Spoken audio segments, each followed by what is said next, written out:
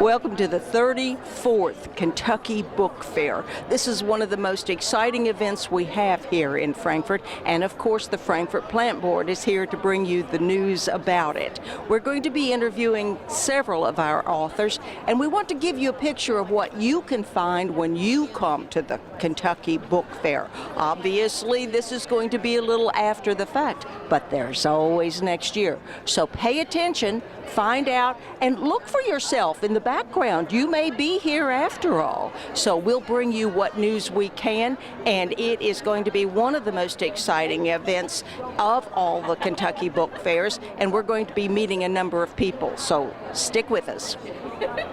We have a brand new manager for the book fair this year. Adele Kemper's taking over the duties, and she is working so hard and so fast. We've been trying to grab just a minute with her so she can give us kind of a picture of what's happening here. Adele, thank you for assuming the responsibilities for this. Get this ready. It doesn't just miraculously happen. Give us a little bit of a picture of how long you've been working and what you've been doing. Okay, cool.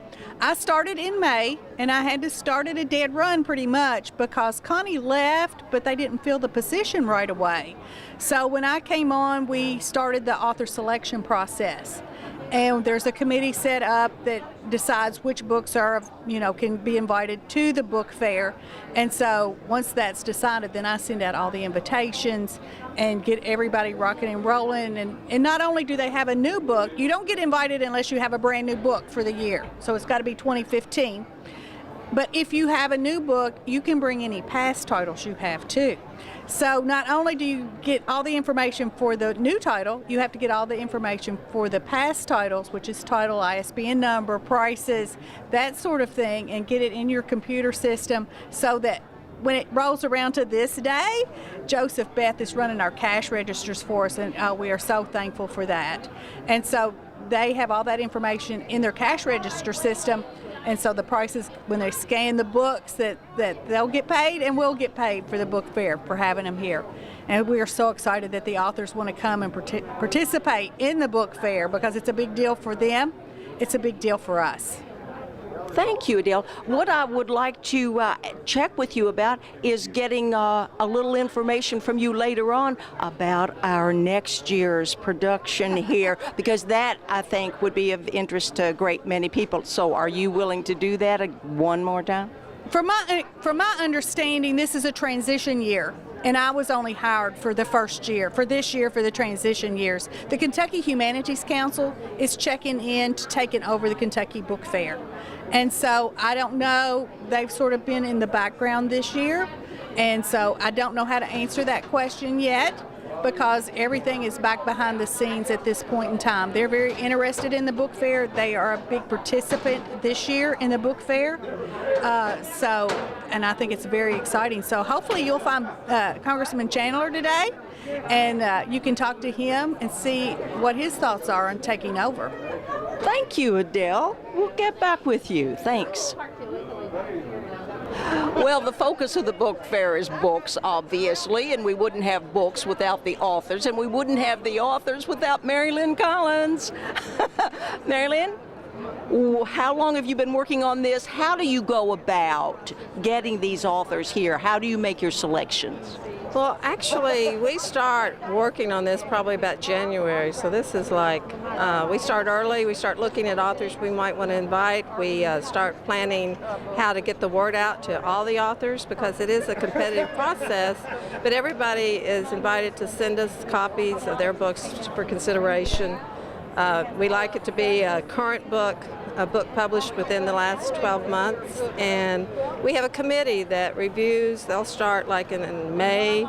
They'll be meeting weekly, going through all these books, taking some home and reading parts. I can't say that we read each and every submittal because we had like 300 or more submitted, but we do look at parts, we try to read pieces of the book, and a number of them we have read. I've read several really great books, cover to cover, that I've really enjoyed.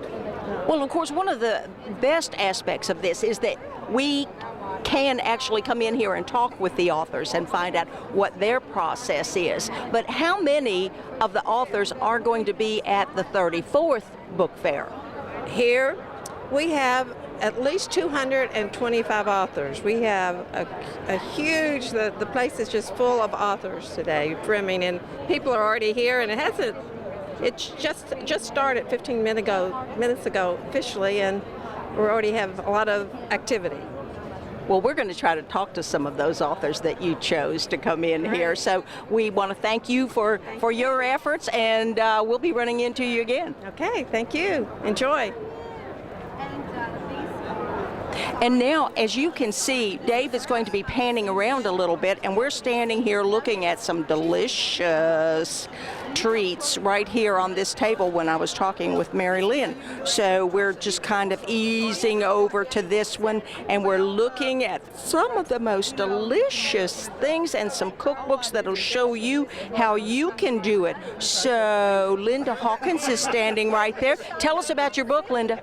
I'm so excited to say that the night before I came, I found out that this one has won 2 more awards. So it makes 3 awards for us now for this Southern cooking. It's 140 recipes, and it's lifestyle with poetry, menu planning, tips, ideas. So it's just a collection of my past with my mother's and grandmother's recipes. Oh, and we're all going to have a chance to enjoy that. And Barbara, tell us about the book that you brought, because this is fantastic. Oh, we've got 2 tables here of the best cookbooks in Kentucky, of course. I brought samples because the proof's in the pudding, and I have some little cheese straws from a book I did of my mother and grandmother's recipes that can now be done in the food processor, which makes a great big difference. I think Mother would just absolutely love it if she knew she didn't have to cut in a lot of hard cheese and butter into her cheese straw recipe. And then I have a new cookbook, another new cookbook this year, just in time for Christmas, the Sweet Confections Cooking Clinic, with cookies and candies and fancies. And I try to do things that are 3 ingredients, or some things are a little bit more, but I've done the little mincemeat squares and the butterscotch haystacks a friend of mine made. I have some friends' recipes in here too. And for example, these are just chow mein noodles, butterscotch chips, and peanuts, basically done in 10 minutes last night. So, and you got to taste them to believe how good they are. The little mincemeat squares are made with jarred mincemeat, sweetened condensed milk, and graham cracker crumbs. And it bakes up like a little jam cake. So how good is that for people that don't have a lot of time? Oh, and it's just perfect for the holiday season. And not only that, but we can get ready for the next holiday season, maybe with better preparations. That's true. It's never too late to start. I want you two to taste a few of these little things too, since you're doing all this. What channel is this for? This is for our local cable, and the people here in our county will be watching this. And that's great. Frankfurt's a nice little town. I just love it. I appreciate being in the book fair again this year. So it's a great honor. Well, thanks for coming back. We're going to have a great day. Oh, I know. Yeah. I wouldn't consider it a complete book fair if we didn't have Russ Hatter and Jean Birch and Richard Taylor right here. We love these people. These are our people, and they have books. Oh, they are sharing all of their talents with us again this year. Let's just start down here at this end. Russ, tell us about the book. Show it. Here it is. This is the fabulous book. You got it? This is the book that you want to see, folks. It's all about postcards of historic Frankfort, and it's from the great collection that Charles Carpenter gave us. He passed away a year or so ago, and we dedicated the book in his honor. He gave us over 7 big, huge volumes of postcards. So we've got this book on sale today. I think they're selling it for $29.95 or something like that. And we've got a lot of other books, as you can see. We call this Frankfort Row, since Richard Taylor's at the end of the table with us. Jean, you're spending a lot more time doing photographs now? Yes, ma'am. No more teeth. And I like this job better. What have you been doing?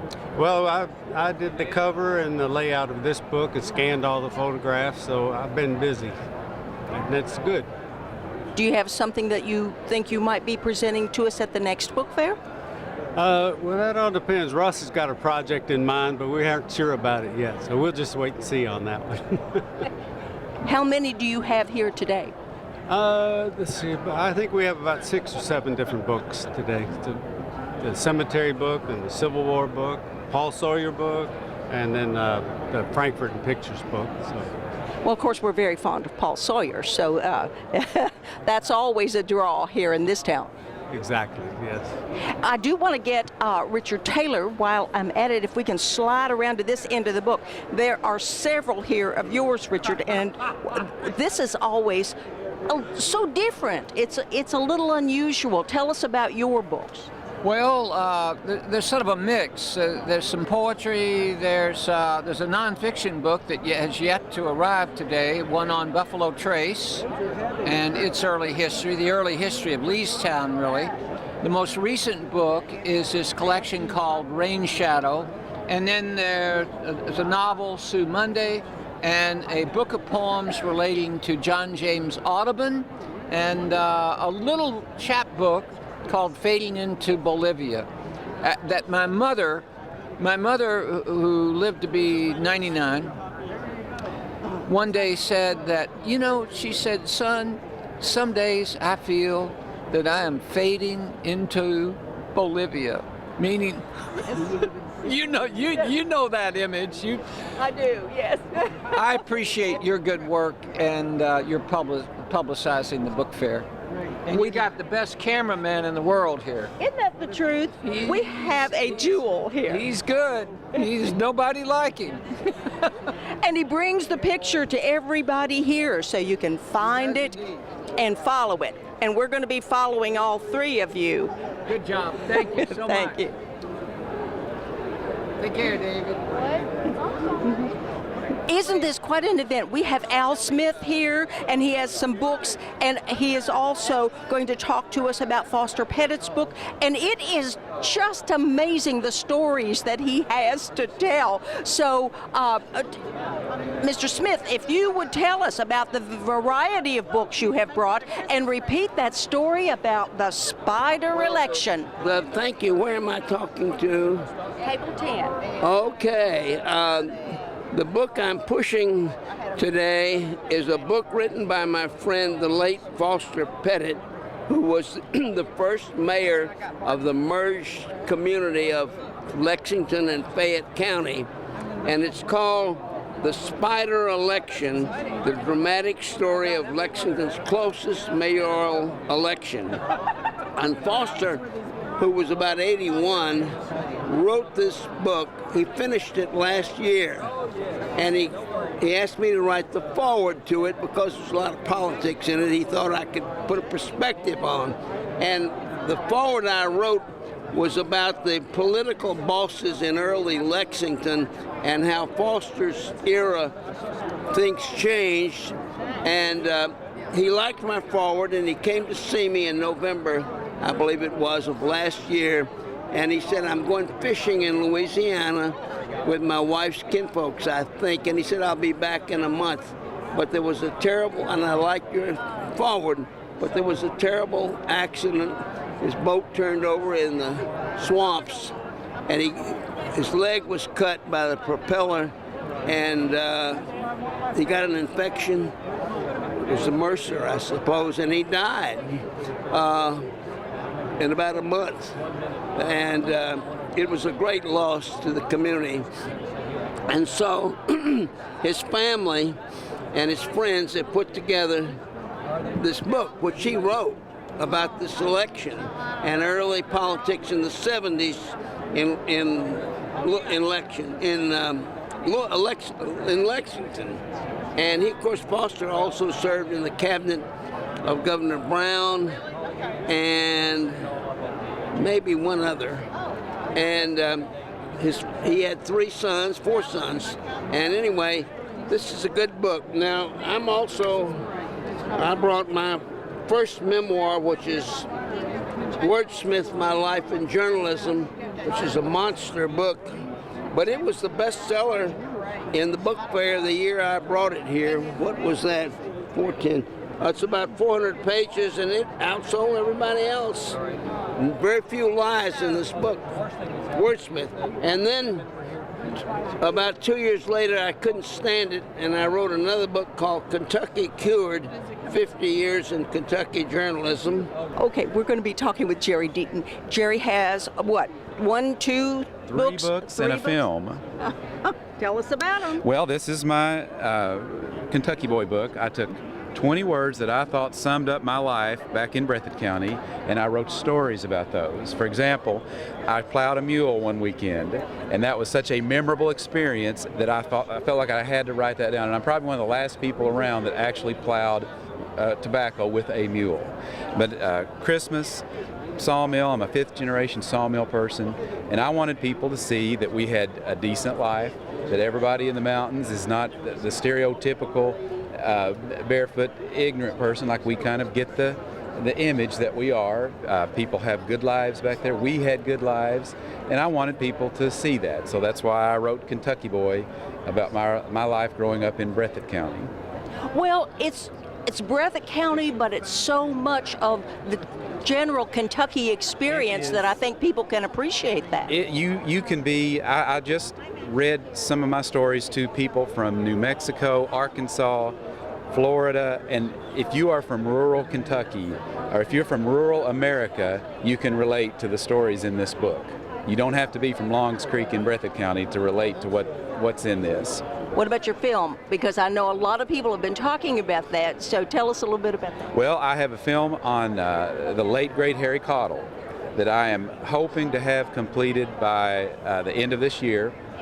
It's going to be an hour documentary film basically talking about the Night Comes to the Cumberlands, the other books that he wrote, and his efforts to try to help Eastern Kentucky see that they have so much more than just coal on their side. So I hope to have that ready and probably going to roll it out in the spring, possibly here in Frankfort. So we appreciate you being at the book fair. Well, it gives us a chance to find out what you're doing. It's fantastic to be in here. I just about want to just sit around and look and take the whole environment in rather than try to sell books, because it is just such a special day. 220 authors. I'm very pleased just to be here among them. Well, and it gives us all an opportunity just to plant in one spot and see just about everybody we know. Exactly. I have people walk by that I have not seen since college, 30 years ago in college, and it's just amazing. I love being here. Well, it's a great experience, and I hope all of the viewers had a chance to get down here and see it as well. Well, we have some of our neighbors from Shelby County visiting here too, and some really fascinating information in these books. So I would like to introduce all of our viewers to Ronald Van Stockham. And you have some really interesting things to tell us about your father, I understand. Yes, my father was one of 100,000 British soldiers who went over the top on the 1st of July 1916 in the Battle of the Somme in France. And it's unbelievable, but it's true that 20,000 British soldiers were killed on that single day. 20,000 in a single day. My father was missing for a period of time, but my mother was finally notified that his body had been found, and he's buried in Flanders Field. But I was born a week after his death, so I never met him. But it was my principal book is the story of his life. He started out as a farmer boy in Cambridge, England, Cambridgeshire, and was interested in staying on the farm. But they were called to the colors, and he and so many of his friends volunteered. They were all volunteers of the British Army up to the time of the Battle of the Somme. And these were the finest men available that went over the top, and England lost the flower of its manhood on that day. It was a great tragedy. And now we have you here in Kentucky and sharing your stories so that perhaps we can learn a little bit from those experiences.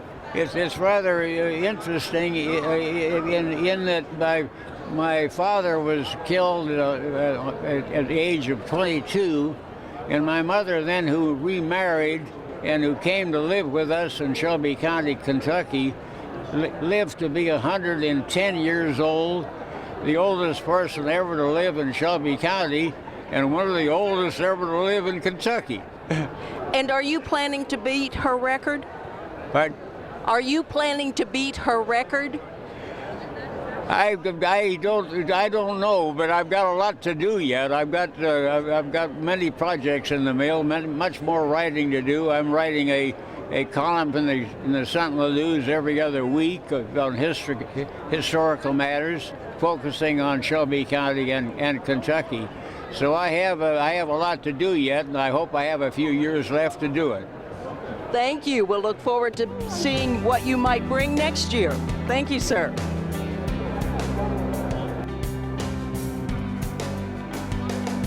One of the biggest attractions that we have here are the books for children, because getting the children interested in reading, of course, is the key to success of books, and we want them to love the books forever. So we have some wonderful examples right here at the table, and David's going to give you kind of an overview of these. But Linda Penn, you have written some books here that caught my eye immediately because my grandson's name is Clayton.